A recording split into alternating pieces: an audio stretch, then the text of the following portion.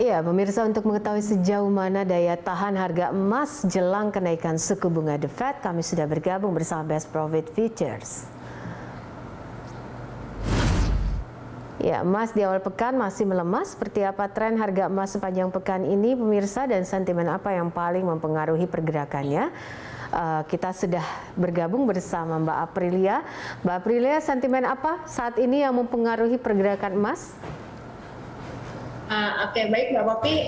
Untuk saat ini sentimen harga emas dipengaruhi oleh rencana The Fed yang akan menaikkan suku bunga pada Rabu pekan ini. Gitu. Diperkirakan suku bunga akan dinaikkan sebesar 25 sampai dengan 50 basis poin, dan ini dapat mendorong imbal hasil obligasi Amerika Serikat 10 tahun untuk menembus perkiraan kisaran 2%, dan ini dapat memberikan tekanan cukup besar untuk harga emas. Selain itu, terkait inflasi dan juga pertumbuhan ekonomi di tengah ketidakpastian antara perang Rusia-Ukraina pada waktu ini. Seperti itu, Mbak Poppy.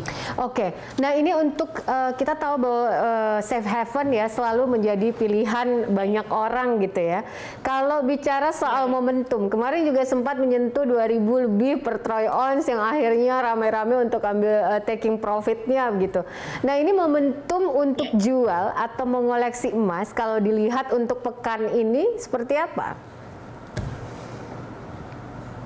Oke, baik untuk pekan ini atau untuk saat ini momentum yang cukup bagus sebenarnya untuk membeli emas ya, karena harga sudah mengalami koreksi atau penurunan cukup tajam sekitar 130 poin. Jadi seperti itu, Mbak Poppy. Oke. Untuk harga minyak mentah sendiri untuk hari Senin kemarin kita lihat terjadi koreksi ya, Mbak April, sampai 7% gitu. Ya, betul. Nah, kalau untuk pergerakan CPO dilihat dari short term atau paling tidak dalam pekan ini bagaimana? Oke, kalau untuk harga minyak sawit sendiri ya, atau minyak sawit mentah atau CPO, kembali anjlok pada hari Senin, melanjutkan tren penurunannya pada pekan lalu, di mana harga CPO diproyeksikan akan menyentuh MYR 9.300 per ton, yang mengacu pada data definitif pukul 9.45 WIB pada Senin kemarin, dengan dibanderol harga CPO sendiri di level MYR 6.468 per ton, atau ambrol atau terjadi penurunan 3,56%. Selang beberapa menit kemudian harga CPO sendiri terkoreksi lebih dalam hingga 3,88%, dan saat ini untuk minggu ini khususnya harga CPO akan bertahan di level MYR 7.000 per ton. Seperti itu, Mbak Poppy, untuk CPO sendiri. Ya, kalau dengan kebijakan DMO 30% ini dan juga kebijakan DPO saat ini, bagaimana Anda merekomendasikan CPO untuk investor sendiri, Mbak?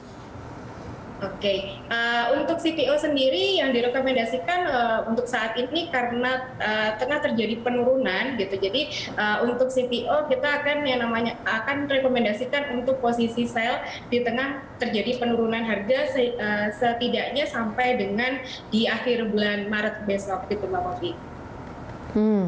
Oke. Bagaimana dengan komoditas lain ini seperti kopi misalnya, kakao, atau misalnya dengan peralihan musim saat ini?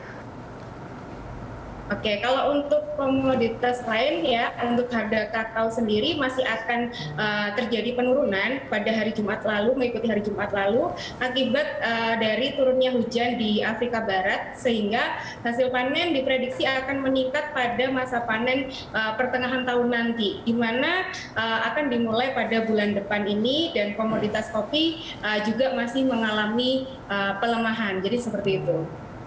Oke, baik. Terima kasih Mbak Aprilia untuk informasi dan analisisnya. Aprilia Pratiwi, Senior Analis Best Profit Futures Malang.